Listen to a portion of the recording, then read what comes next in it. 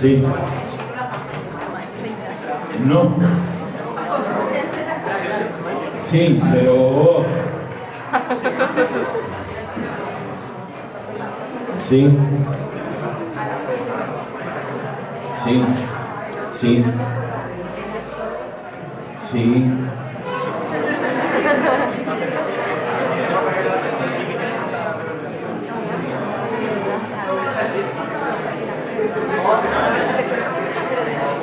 Sí. A ver, ahí. Bueno, ¿no se arregla? No. Ahí puede ser, se escucha un poco mejor. Bueno.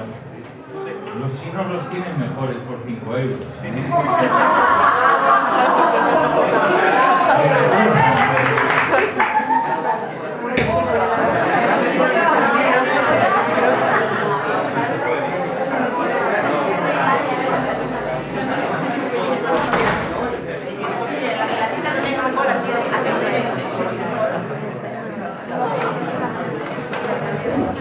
Chicos, vamos a empezar.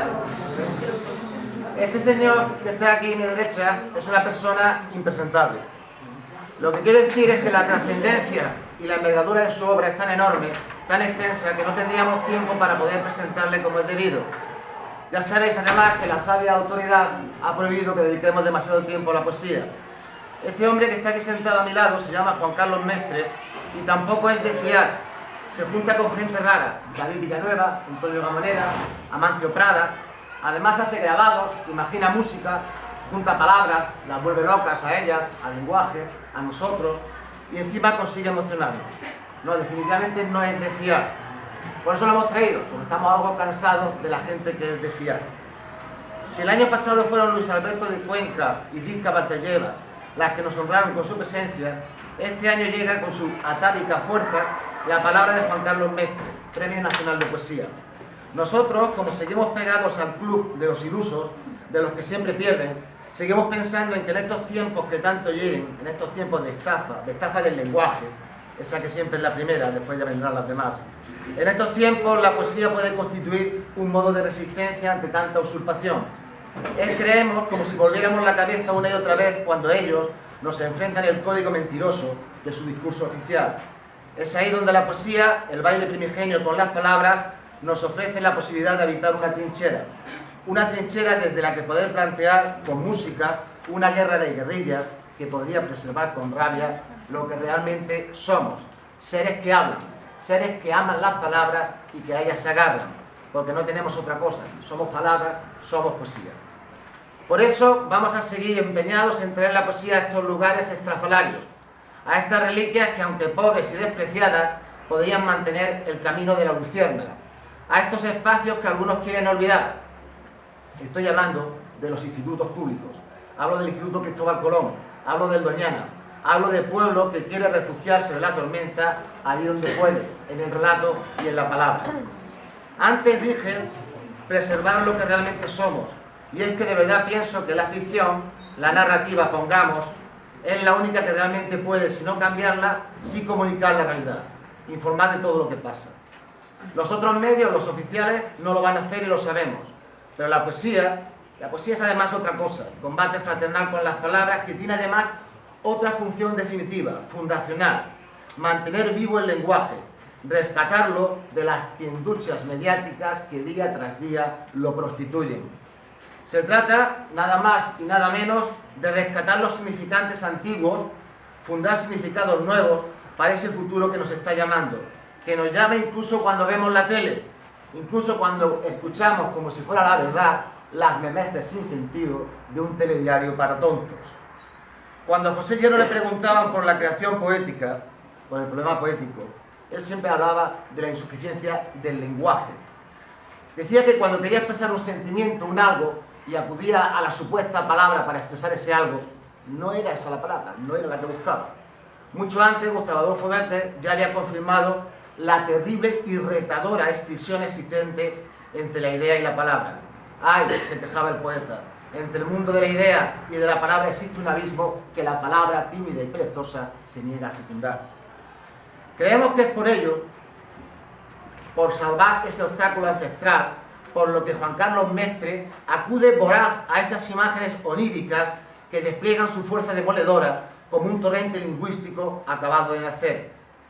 Juan Carlos Mestre es sabedor de que la palabra poética, combinando sonidos y palabras, poniendo en relación frases que en principio no tienen nada en común, además de comunicar un posible sentido, desde esa palabra poética debe provocar una emoción inusitada, un impacto, un extrañamiento creativo que el lector activo acogerá para poner en marcha no solo el sentimiento, sino también el pensamiento, aunque tal vez sean la misma cosa.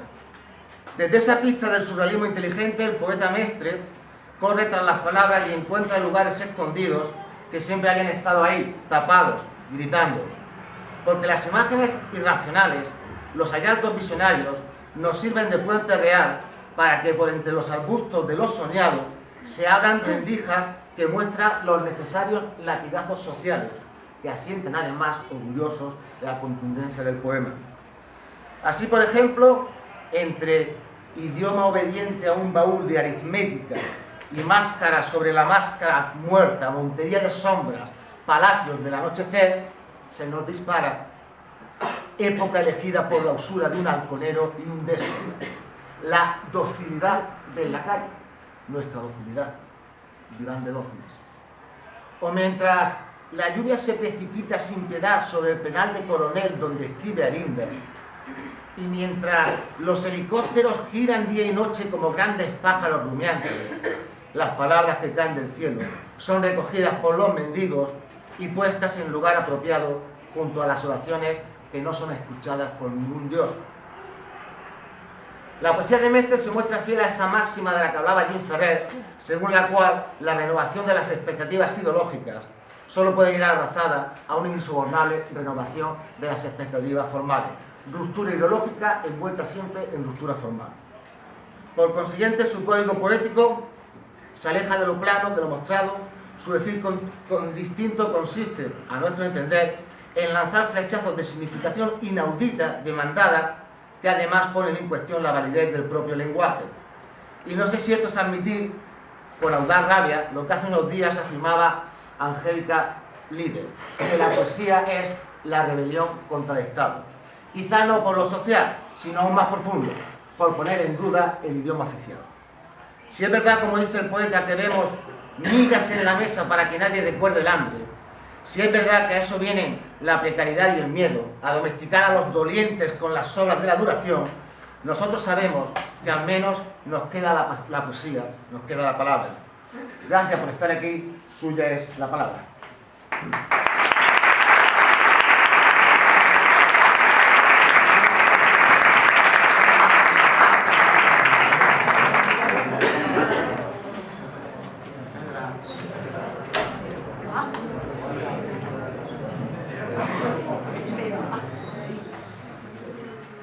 Buenos días, amigas. Esto no funciona, ¿verdad? Buenos días, amigas y amigos. Estoy perplejo, Quique. Hace mucho tiempo que no me encontraba. Es cierto que la poesía posiblemente sean oraciones que no son escuchadas por ningún dios, pero hay mañanas como esta en la que uno se encuentra con la representación de los ángeles civiles de la inteligencia, y esas son personas como tú, Quique. Realmente es un asombro.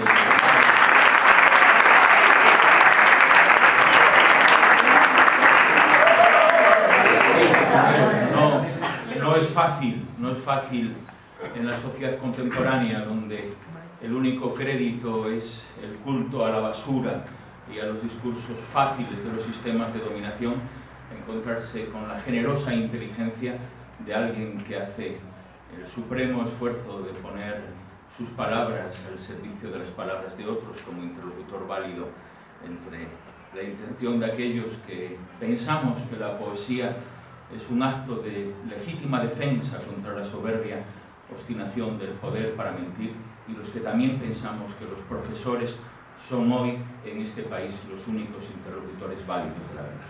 Gracias, Quique.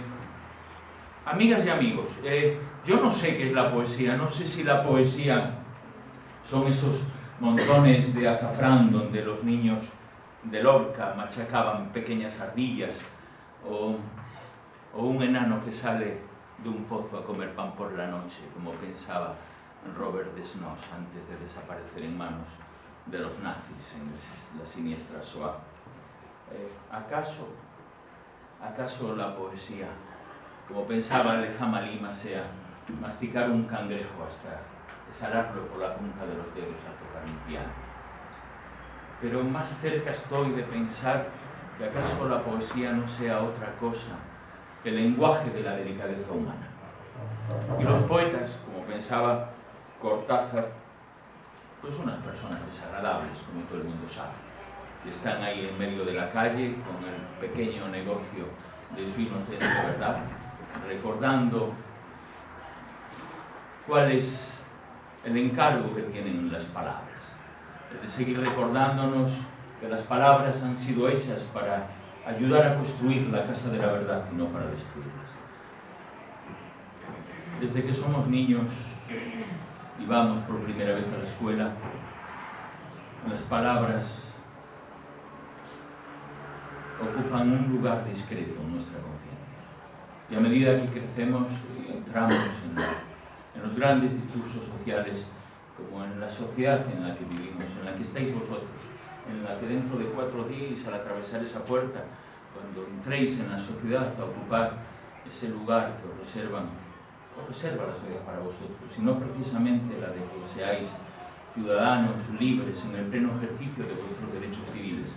No, lo que espera la sociedad que está ahí fuera, con el recorte de los lenguajes, es sencillamente que os convirtáis en clientes con pequeñas hojas de reclamaciones en el bolsillo.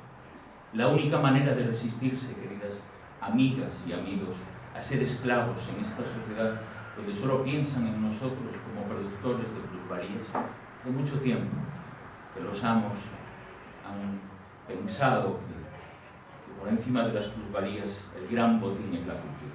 Y el gran botín de la cultura pasa necesariamente para los amos por quitarnos aquello que tenemos como ciudadanos libres, la herramienta más democrática que tiene un ciudadano para enfrentarse a la defensa de los recortes, contra los recortes de los derechos civiles, a la felicidad, que en última instancia es el objetivo que toda persona tiene en la vida, ser feliz. Como el único objetivo que tiene el arte no es otro que el elogio de la dignidad humana. Bueno, pues las palabras en esta sociedad me parece que no tienen ningún valor. Es la reivindicación esencial que creo siguen haciendo los poetas que están ahí para recordar algo, que las palabras han sido hechas precisamente para ampliarnos los horizontes significativos del porvenir. Creedme, cuando salgáis a la calle, a este mundo adverso y difícil, podéis tener la mejor de las ideas, la más brillante de las ideas, el más lúcido de los propósitos, pero como no encontréis las palabras adecuadas para ponerle etiquetas a esas ideas, no servirán esas ideas absolutamente de nada. Una persona sin lenguaje, una persona sin repertorio significativo de palabras, merma su capacidad de libertad. Las palabras nos hacen no solo menos tontos, sino que nos hacen esencialmente más libres.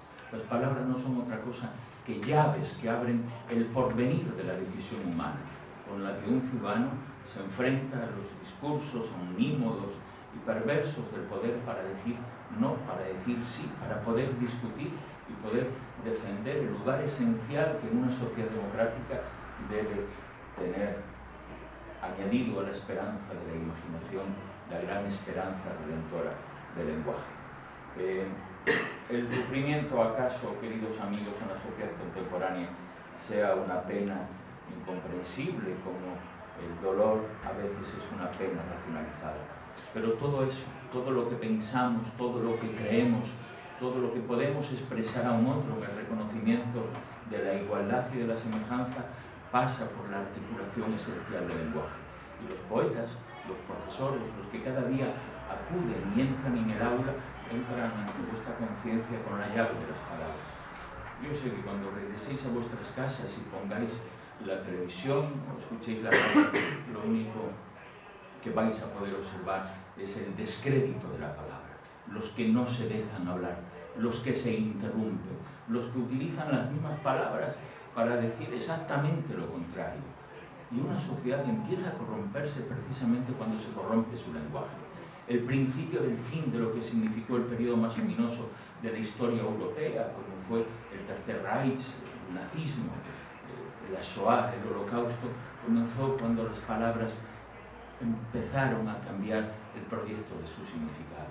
Cuando un ciudadano judío dejó de ser llamada persona para ser llamada piojo. Es fácil entonces pisotear a alguien, sacarlo del mundo porque es un insecto. Las palabras tienen la palabra dignidad, la palabra justicia, la palabra piedad o misericordia deben significar en los momentos difíciles de la historia exactamente eso, lo que significa piedad o misericordia ante el paredón de fusilamiento, lo que significa en la sociedad actual la palabra justicia o la palabra derechos, lo que debe significar en una sociedad democrática la palabra enseñanza, la palabra público, la palabra laico. En fin, para eso sirven las palabras, para seguir recordándonos que acaso todos los pensamientos para salvar a la humanidad ya han sido pensados y que ahora ya solo falta salvarla. Y la humanidad se salvará en la medida que encontremos las palabras para construir el gran discurso liberador de los horizontes del porvenir. Y creo que en esa tarea están nuestros profesores y de manera ejemplar gente como José, como Quique y al resto de los profesores a los que no conozco, pero que estoy convencido que sois los mismos cómplices en este camino. Yo os agradezco vuestra atención, pero fijaros más, os agradezco aún algo que en nuestra sociedad parece no existir: vuestro silencio. Decía María Zambrano que una palabra, que un poema no existe si no se escucha antes que su palabra, su silencio. El silencio ha desaparecido de nuestra sociedad. Cuando vemos una tertulia en la radio o en la televisión, cuando lo escuchamos, si algo no existe es el silencio para escuchar al otro, al que lleva inscrito en la frente el signo de la igualdad. El silencio es la condición previa de la alianza de aquellos que no han venido al mundo a convencer, sino acaso a hablar con el canto de la tierra ingenua, como llamaba Mallarmé a los grillos, y que acaso no sean otra cosa que los hermanos de los poetas.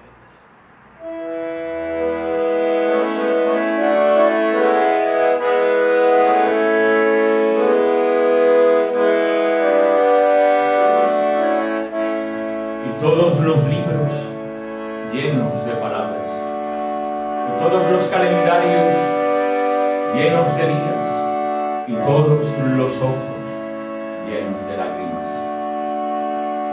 Y llena de nubes la cabeza de todos los mares, y llenos de coronas y puntapiés todos los relojes de arena, y de jirafas molidas todos los pechos condecorados, y todas las manos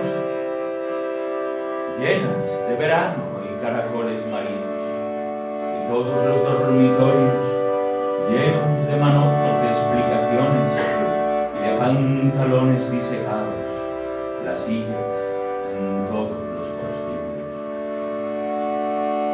y todos los huecos llenos de público, y todas las camas llenas de electrocutados, y todos los animales llenos de espíritu y pánico, y de feroces gritos, los árboles en todos los aserraderos, y todos los tribunales llenos de testimonios, y todos los sueños llenos de sacacorchos, y llenas de chicas todas las estrellas, y todos los libros llenos de palabras, y todos los calendarios llenos de días, y todas las peceras, y todos los pupitres, y todas las cenas íntimas, y todos los razonamientos llenos de indudables edificios, y toda la primavera primavera, llena de moscas y crisantemos, y llenas todas las iglesias y todos los calcetines y todas las peluquerías y todas las mujeres llenas de gloria y llenos también de gloria todos los hombres y todas las perreras llenas de ángeles y todas las llaves llenas de puertas y todos los pajares llenos de ratones y llenos de barrenderos, todos los cuadros y llenas de estiércol todas las escobas de la patria y todas las cabezas llenas de radiografías e intríngulis y llenas de luz todas las subestaciones eléctricas y llenos de amor todos los manicomios y todos los cementerios llenos de salvavidas.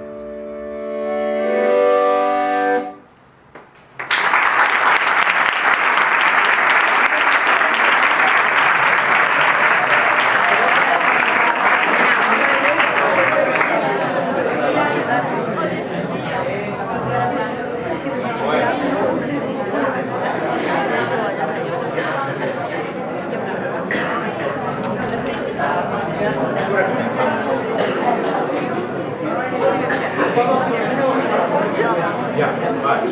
Bueno, queridos amigos,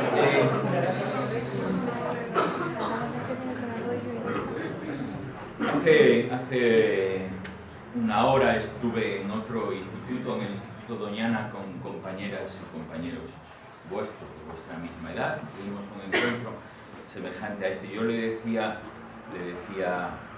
a un amigo librero, a uno de los héroes que siguen aún creyendo en el poder del libro, no sé, contemporáneo, Juan, que es un hombre extraordinario,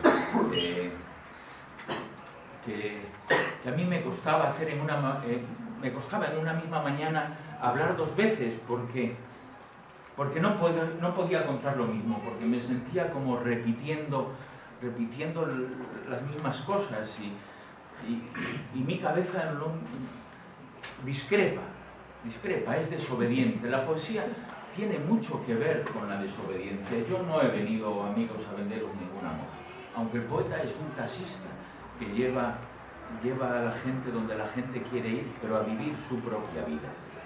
Entonces, la poesía está íntimamente relacionada y vinculada con un pequeño y gran acto de desobediencia. Las palabras de la poesía son las palabras que se han negado a significar aquello que tenía previsto el diccionario para ellas.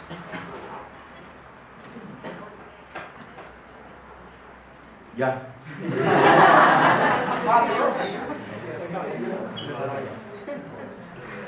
La poesía tiene acaso poco que ver o nada que ver con la filología. Le comentaba a vuestros compañeros que hace unas semanas en un instituto en Valladolid, al final de la lectura, en el coloquio, en el turno de intervenciones de los alumnos, me hicieron dos preguntas. Una, un muchacho que debía de ser el desobediente de la clase y que no estaba previsto que interviniera, porque yo noté la mirada admonitoria de un profesor mucho menos liberal que Quique. Y le dije, a ver qué dices.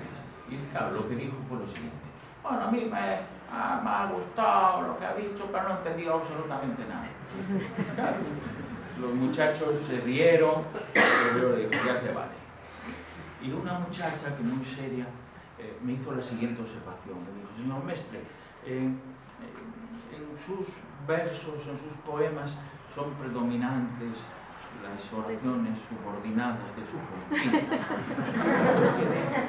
Un poco paralogizado, porque busqué con la vista al ornitólogo que había metido en la cabeza de ese pájaro, ¿verdad? Algo que no tiene que ver con la poesía. Si uno lee un poema buscando las oraciones subordinadas del subjuntivo, es mejor que se dedique ir a buscar pepitas de oro en la desembocadura del Guadalquivir. No, los poemas no se escriben desde la gramática, desde la sintaxis, se escriben desde la desobediencia de la imaginación. Las palabras de la poesía son palabras desobedientes a lo previsible de los significados. Los poemas no se escriben desde la preceptiva, ni se escriben tampoco desde el sistema métrico decimal de contar las sílabas. La pregunta clave estaba en la del muchacho desobediente, que le había gustado algo que no entendía. Y creo, queridas amigas y amigos, que eso es algo esencial en la sociedad en la que vivimos, que nos guste algo que está fuera de la utilidad inmediata, significativa, que nos ofrece la sociedad de consumo. La poesía no solo no ha sido hecha para ser consumida, sino que es un discurso que se resiste a ser consumido. Ahí está San Juan de la Cruz. Ahí está, temblando hace siglos, ese frailecillo descalzo de par en par las puertas de la aurora, la música callada, la soledad sonora. No pudieron con él los frailes carmelitas, no pudo con él la Inquisición, no han podido con él los catedráticos, los tesinandos, los cantautores, no ha podido nadie, está intacto para que cualquier muchacha abra su libro y tiemble como la primera vez que fue leído. La poesía se resiste a ser conducida a los lugares donde el sistema tiene previsto que la lectura sea algo ajeno a la suprema libertad de la conciencia, aquello que todos nosotros tenemos como un gran don y que sin embargo en los sistemas educativos no se reconoce como el supremo acto de inteligencia, que es frente a la pragmática, frente a lo demostrable, frente a la utilidad del objetivo, la casa sin puertas de la imaginación, la esperanza de la imaginación, que siempre nos llevará muchísimo más lejos que el miedo a racionalizar los significados. Bien, yo en mañanas como esta me pregunto qué sentido pudiera tener la poesía que no fuera eso, la fundación de un acto nuevo, reiterado, de conciencia, estas palabras sin dueño que en la República de la Imaginación vienen a recordarnos que no hay más alto destino en la vida que el de ser una buena persona. Creo que todo lo que hacemos, si no contribuye a una conducta moral, a una conducta ética, a estar en el mundo de una manera diferente, no tendría sentido. La vida carece de sentido sin resistencia al mal. Justamente hoy, se cumplen 195 años de la muerte de un poeta para mí muy admirado, un poeta inglés que se llamaba John Keats.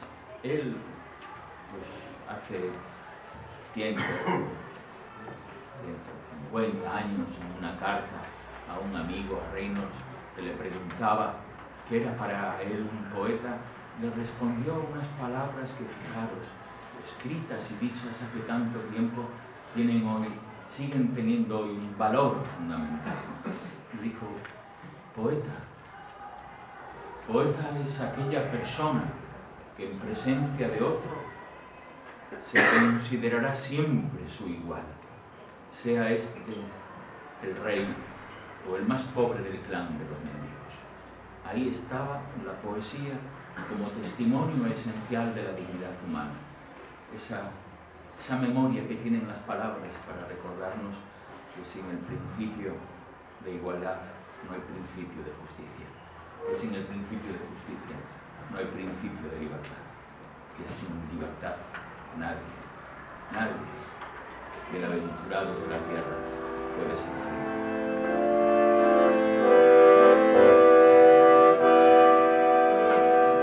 Bienaventurado el que a los 40 años aún no ha conocido la recompensa y llama virtud al cordón de un zapato. El hombre sin convicción que tumbado en la hierba pasa el día durmiendo y discute sobre el esfuerzo con los altamontes. Bienaventurado el que soporta el préstamo de la verdad, el excavado en piedra y el que construido en paja es alternativamente señor de la nada y rey de un solo vasallo. Bienaventurado tú, que sin llamarte Juan, no eres otro que Juan el explícito, el padre del aire, cuyos hijos heredarán los molinitos de viento. Bienaventurado el que ha pasado la noche con la insignificancia, el porque embellecido por la privación será de él alguna vez la ausencia, el que es vecino de dos bocas, el de la voz menuda, el que le falta un diente, el hombre sin pretexto que tuvo un asno, una boina, un chivo. Bienaventurado el que ante el argumento de la pólvora tuerce su hocico de linterna y habla alto, el que paga su aullido con la vida, el que en un instante es articulación de lobo y árbol de rodillas. Bienaventurado el pájaro cuyo canto despierta el corazón de una madre en las ramas de la tristeza. Bienaventurado el manco y su violín de oxígeno, la abeja del azúcar que liba la corteza de los licores blancos. Bienaventurado el viajero que vaga en lo concéntrico y traduce el límite, la fertilidad del sacrificio, la teología de las medallas de la luna. Bienaventurado el que migra al borde de su amor, porque de él será la extraña fruta del animal del sábado. Bienaventurado el esqueleto de Rimbaud y su pájaro influyente, único héroe en el festín del cráneo. Bienaventurado el que ante la ilusión de los espejos se vuelve pensativo y amablemente azul sus lágrimas ignoran. Bienaventurado lo inmortal del muerto, la excusa del sombrero y su marido, el repentinamente desahuciado en el paladar de cables de la muerte. Bienaventurada la golondrina de madera que le late al niño antes de conocer el sexo. Bienaventurado el aire de la soledad del péndulo, el manso bajo el sol y la virtud del cielo, la esponja que da de cantar su lluvia a la garganta. Bienaventurado que apoyado en su bastón está toda la noche ahí y es piedra de la edad, es piedra de la luz, los dos ojos del pájaro en el collar del cielo. Bienaventurado el astro que ignora su caballo y ha cerrado el párpado, la agria lepra que arde en las arterias, la sal del paraíso. Bienaventurado. Bienaventurado el que condensa lutos negros, porque de él será la última soga del relámpago, el primer peldaño en la escalera del descendimiento.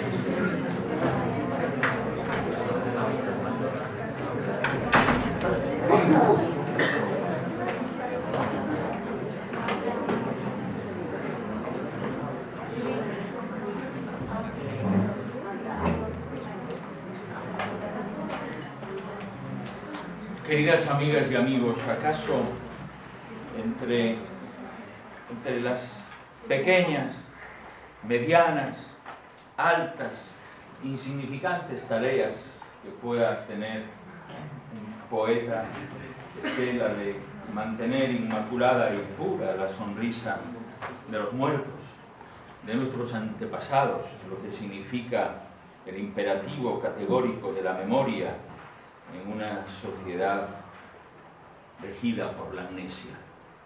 No es que lo que se olvida pueda volver a repetirse como un mal en el futuro. Sería un pensamiento excesivamente egoísta el pensar que hay que tener memoria y recordar para no repetir los errores en el futuro. La memoria es algo más que todo eso. El imperativo categórico de la memoria es la restitución de lo justo en el lugar donde nunca hubo justicia.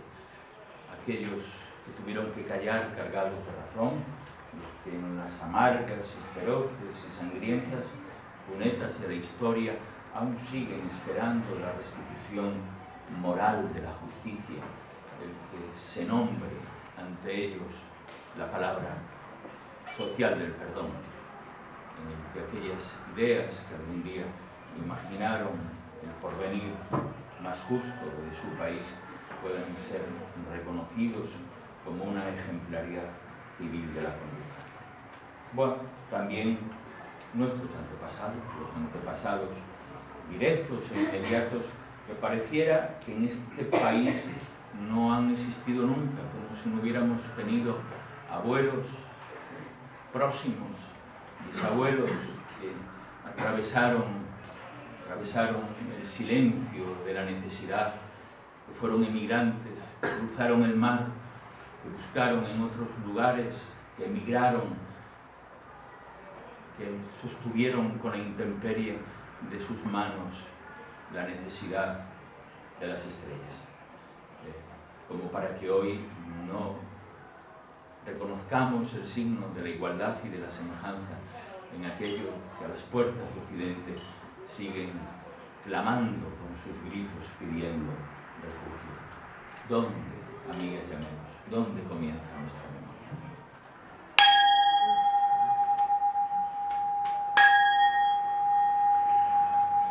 Mis antepasados inventaron la Vía Láctea, dieron a esa intemperie el nombre de la necesidad.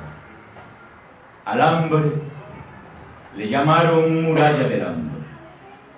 A la pobreza le pusieron el nombre de todo lo que no es extraño a la pobreza. Poco es lo que puede hacer un hombre con el pensamiento del hambre.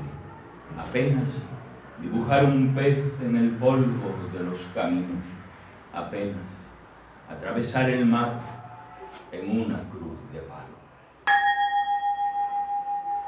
Mis antepasados cruzaron el mar sobre una cruz de palo, pero no pidieron audiencia, así que vagaron por los caminos como los erizos y los lagartos vagan por los senderos de las aldeas. Y llegaron a los arenales. En los arenales la tierra es brillante como escamas de pez. La vida en los arenales solo tiene largos días de lluvia y luego largos días de viento. Poco es lo que puede hacer un hombre que solo ha tenido en la vida estas cosas. Apenas quedarse dormido, recostado en el pensamiento del hambre, mientras oye la conversación de los gorriones en el granero. Apenas sembrar leña de flor sobre la sabana de los huertos, andar descalzo sobre la tierra brillante y no enterrar en ella a sus hijos. Mis antepasados inventaron la vía sobre una cruz de palo.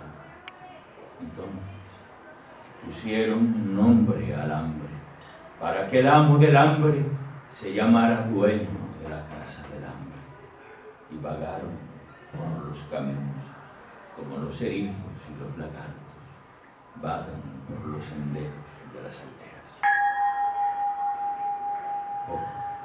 Poco es lo que puede hacer un hombre con las migas de la piedad.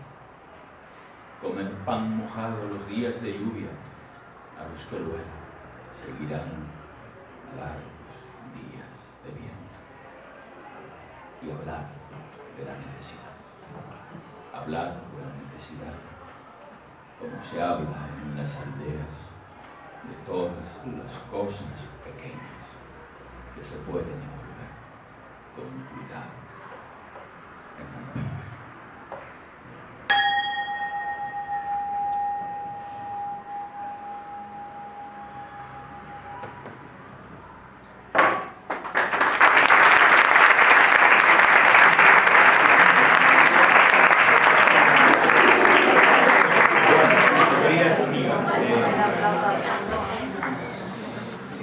Vamos a ir terminando, se nos ha pasado ya el tiempo.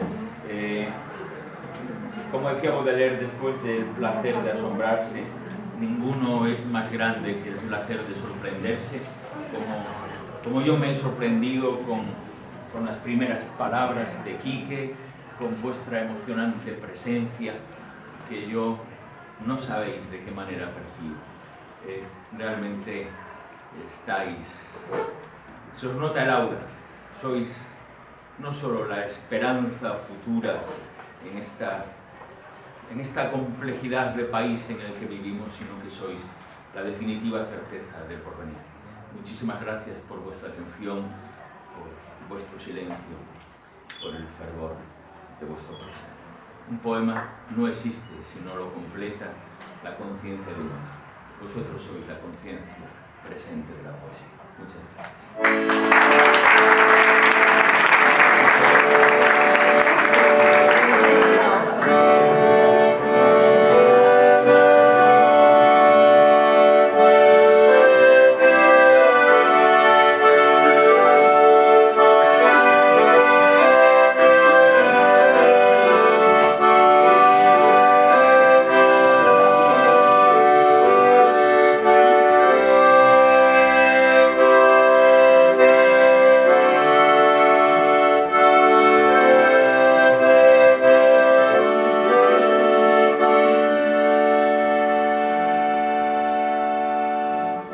Caballo Morto es un lugar que existe en un poema de Ledo Ivo.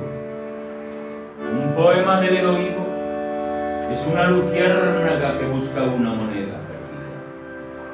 Cada moneda perdida es una golondrina de espaldas posada sobre la luz de un pararrayos. Dentro de un pararrayos hay un bullicio de abejas prehistóricas alrededor de una sandía. En Caballo Morto las sandías son mujeres semidormidas que tienen en medio del corazón el ruido de un manojo de llaves.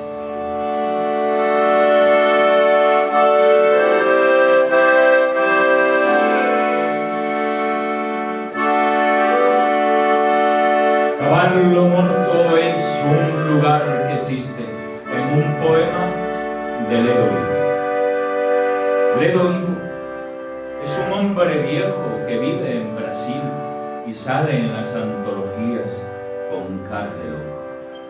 En Caballo Morto, los locos tienen alas de mosca y vuelven a guardar en su caja las cerillas quemadas como si fuesen palabras rozadas por el resplandor de otro mundo. Otro mundo es el fondo de un vaso, un lugar donde lo recto tiene forma de herradura y hay una sola calle, forrada con tela de gabardina.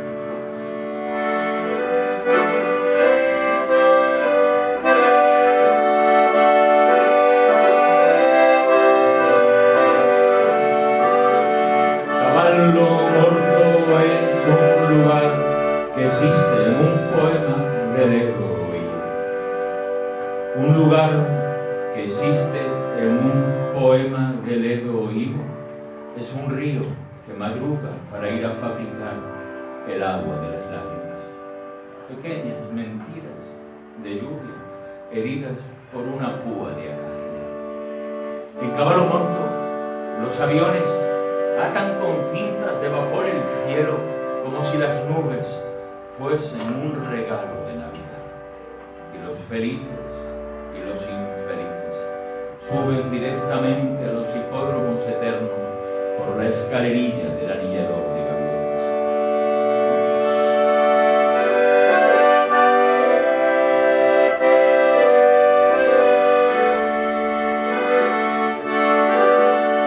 Caballo Morto es un lugar que existe en un poema de Ledo Higo. Un poema de Ledo Higo es el amante de un reloj de sol que abandona de puntillas los hostales de la mañana siguiente. La mañana siguiente es lo que iban a decirse aquellos que nunca llegaron a encontrarse. Los que aún así se amaron y salen del brazo con la brisa del anochecer a celebrar el cumpleaños de los árboles y escriben partituras para el timbre de las bicicletas.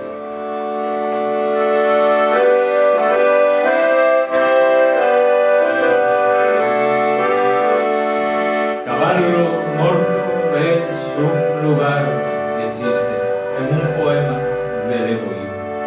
Ledo Higo es una escuela llena de pinzones y un timonel que canta en el platillo de leche. Ledo Higo es un enfermero que venda las olas y enciende con su beso las bombillas de los barcos. En Caballo Morto todas las cosas perfectas pertenecen a otro, como pertenece la tuerca de las estrellas marinas al saqueador de las cabezas sonámbulas y el cartero de las rosas del domingo a la coronita de luz de las empleadas domésticas.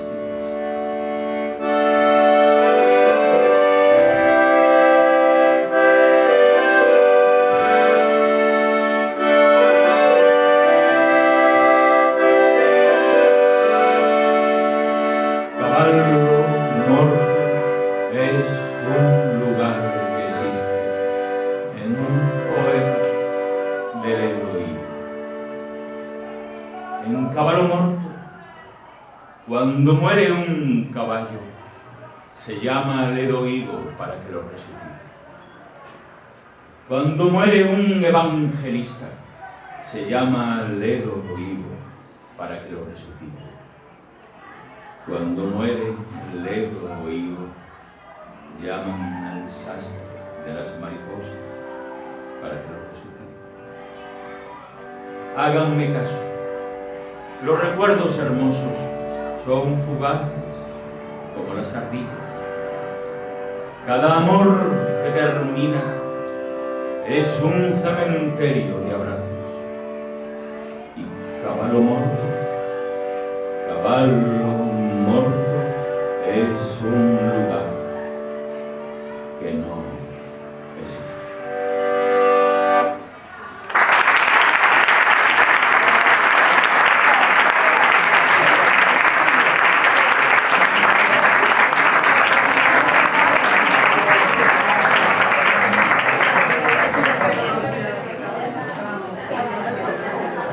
Bueno, queridas amigas y amigos, tienen la palabra para decir lo que os apetezca, claro. Hacer algún comentario, leer algún poema, hacer alguna crítica, alguna observación, manifestar alguna protesta. Este es el momento de que digáis lo que queráis, no importa qué. Hay que preguntar algo, ¿no?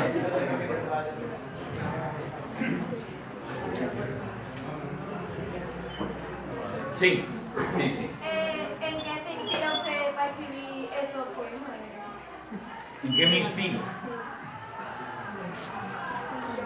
Bueno, mira, querida amiga, yo creo poco en la inspiración, ¿sabes?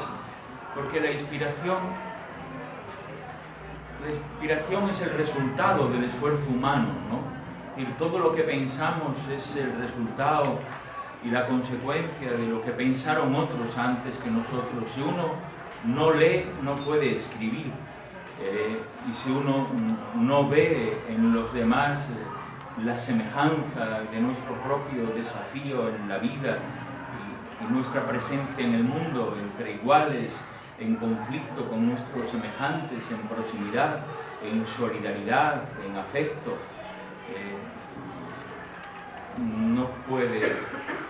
no puede escribir.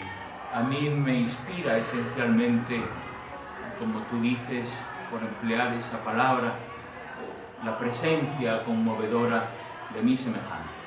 Me inspira el ser humano, me inspira la precariedad, la intemperie, la inmensa soledad de los que de momento solos en el cosmos tenemos la intuición de que existe una conducta relacionada con las palabras, que es la poesía, que no es otra cosa que la continuidad de la conducta ética que después tienen las personas.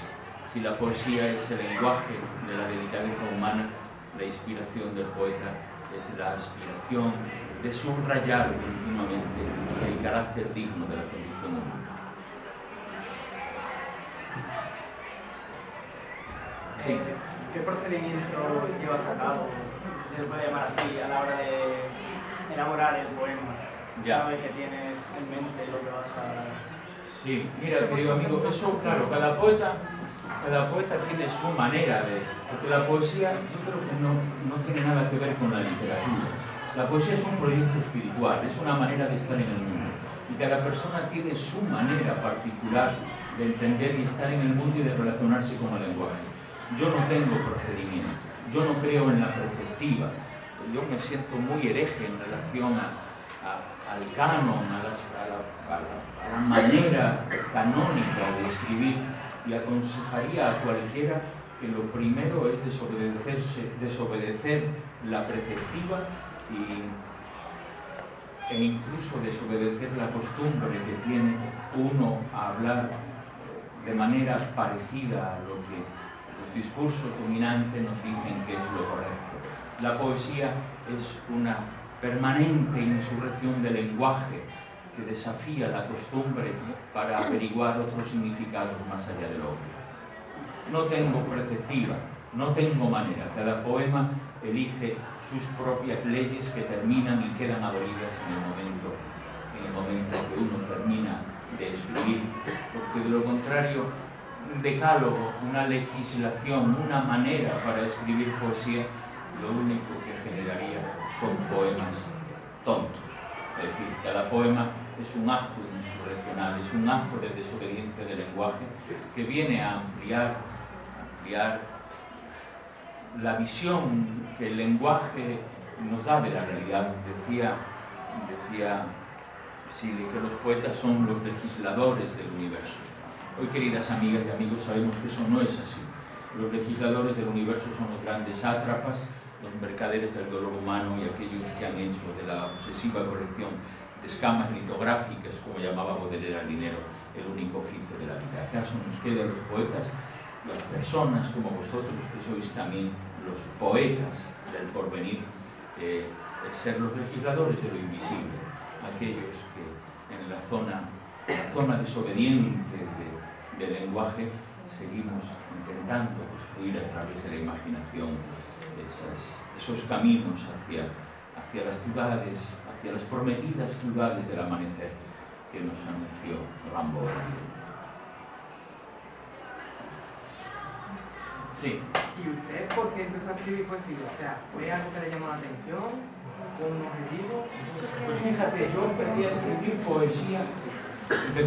poesía porque cuando iba a un instituto como este, a mí me tocó lamentablemente vivir una época muy difícil de la historia de España, la dictadura del criminal Francisco Franco.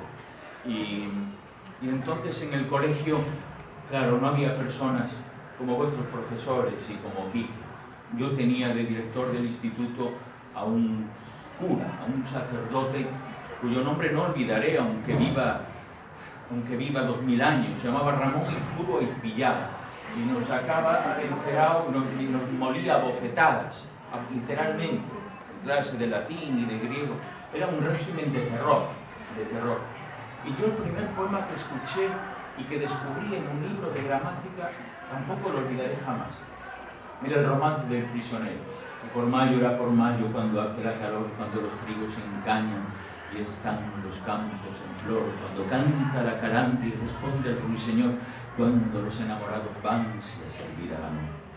Bueno, ese poema a mí me estremeció porque en medio de aquella crueldad dialéctica en la que vivía, encontrar aquella armonía de palabras y de delicadeza era como un refugio.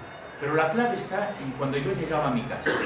Todos los días mi madre me esperaba en el balcón de mi casa y me hablaba con una delicadeza que era semejante a la de ese poema. Me decía: Mestrín, sube despacio, un petirrojo en las hortensias. La delicadeza con la que nos hablan nuestros padres era para mí una república afectiva absolutamente paralela y semejante a la del romance del prisionero. Y entonces entendí que en el mundo había dos maneras de estar: la manera cruel de aquellos que hablan con el lenguaje de la violencia y aquellos que nos quieren y nos cuidan con el lenguaje delicado y honesto de las palabras que traen la salud del bien a la conciencia de las personas. Y dije: en un país como ese me gustaría algún día vivir. Abrí la puerta y no he vuelto. Esa es la razón por la que escribo.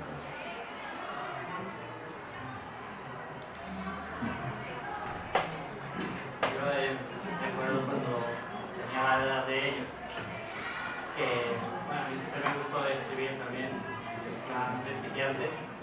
Tenía mi cuadernito de poesía, todavía mucho por pulir, todavía mucho por leer, todavía mucho por mejorar, pero bueno, llena de mis sensaciones, los sentimientos de la edad, de las experiencias, todo esto. Y recuerdo que claro, tienes tu inseguridad y necesitas opiniones muchas veces de lo que más para reafirmarte lo que estás haciendo. Y recuerdo una opinión que me dio un escritor de aquí de San Lucas, un poeta, que ya había publicado bastante, conocido, tal, que me chocó muchísimo. Y me dio mucho que pensar por lo categórico. Pues él leyó, para mi gusto, a lo mejor muy rápidamente lo que yo había dejado. Y claro, a lo mejor para ti son cosas profundas que tú dices requieren más respeto, dedicación, lectura, ¿no? Y la respuesta suya fue: esto no es poesía.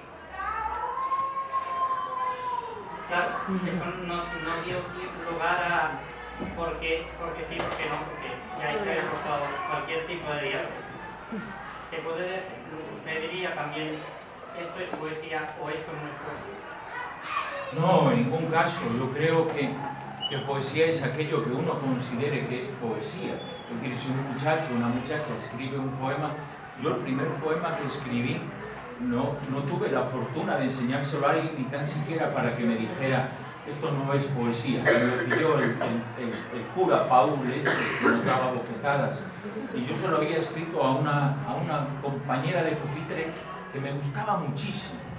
Yo tendría 13 años, me encantaba, pero no me hacía ningún caso. Y entonces se me ocurrió escribirle, llamar la atención escribiéndole un poema que lamentablemente cayó cuando se lo iba a pasar en manos del Ramón Izpuro Izpillada.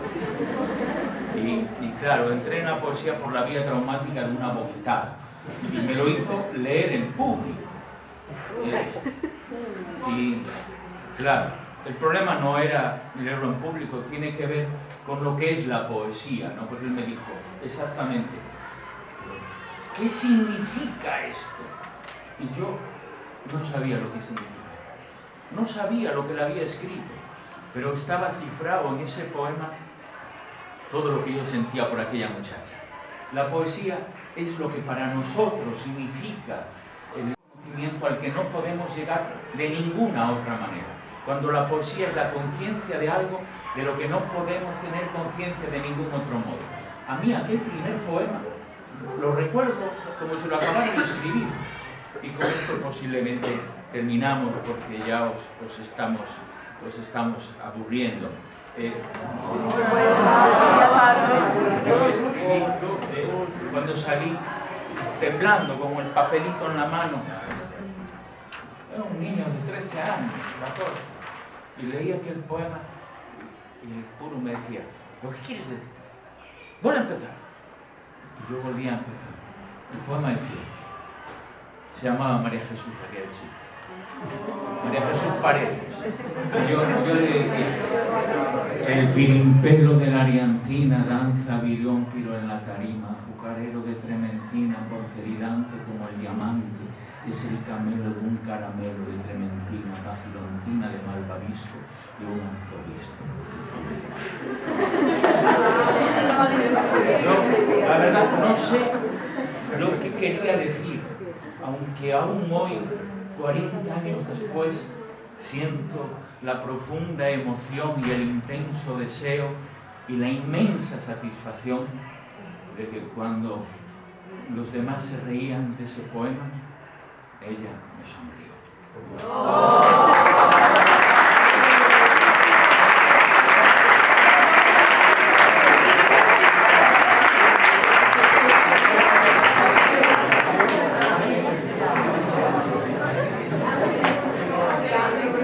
Diréis, qué tonterías cuentáis, pero ahí nació. ¿Por qué voy a fingir que yo leía a Oscar Wilde o a Walt Whitman en la biblioteca de mi abuelo? En mi casa no había libros, lo único que se leían eran los prospectos de los medicamentos.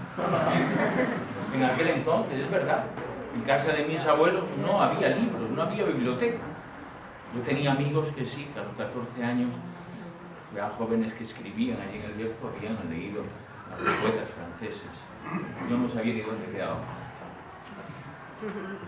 Eran otros tiempos, queridas amigas y amigos. Pero sí, la poesía ha sido, creo que no tenía otro lugar en el mundo, ha sido mi salvación, como creo que la poesía a través de la historia de las civilizaciones es el gran encargo que tiene la memoria para seguir diciéndonos que no hay más alto fin para ninguna actividad humana que no sea la de ser una buena persona. Nada tiene sentido, como decía Pound, no se puede escribir un buen poema si no se es antes una buena persona. Y después de cumplir esa tarea y esa conducta, ¿acaso ninguna otra actividad humana tenga más sentido que aquella que está vinculada con el elogio de la dignidad de la condición de las personas? Creo poco en las otras tareas sociológicas relacionadas con la presencia decorativa en la poesía. Yo no creo que sean banalidades bien entonadas, escritas en la mitad de una página. Creo que la poesía es exactamente lo que cada uno de vosotros y vosotras quiera que sea, el lenguaje y las palabras de la conciencia para cada uno de vosotros. Un poema además no existe nunca porque uno lo proponga y diga esto es un poema. El poema existe en la medida de que hay otros que lo reconocen como tal, por lo cual tiene que haber por lo menos dos partes, uno el que propone y otro el que acepta, el que abre la puerta de su conciencia para tocar esas palabras, completarlas y darles el sentido que para ellos tienen, porque el poema, un libro de poemas, acaso no sea otra cosa que una pequeña caja de herramientas al servicio de la conciencia de las personas. Cada uno sabrá para qué las utiliza.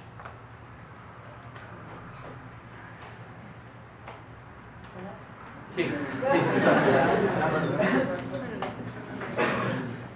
Muchísimas gracias. Demos un abrazo.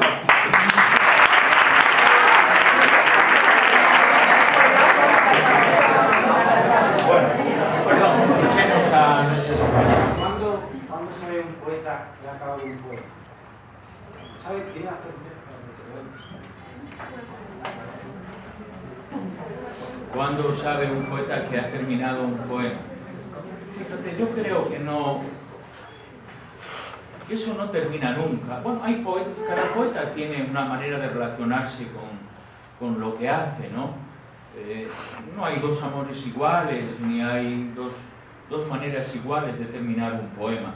Hay poetas que han escrito sus poemas y no los han vuelto a tocar, y hay otros poetas, como por ejemplo Antonio Gamoneda, que ha reescrito prácticamente toda su obra, y su obra ha adquirido con el tiempo una presencia dinámica, transformadora, y uno vuelve. Yo no acostumbro a volver sobre mis poemas porque no tengo capacidad de mejora sobre ellos. Si la tuviera y creyera que en algo puedo mejorarlos, lo haría.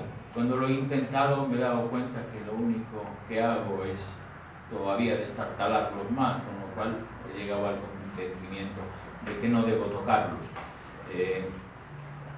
Pero el poema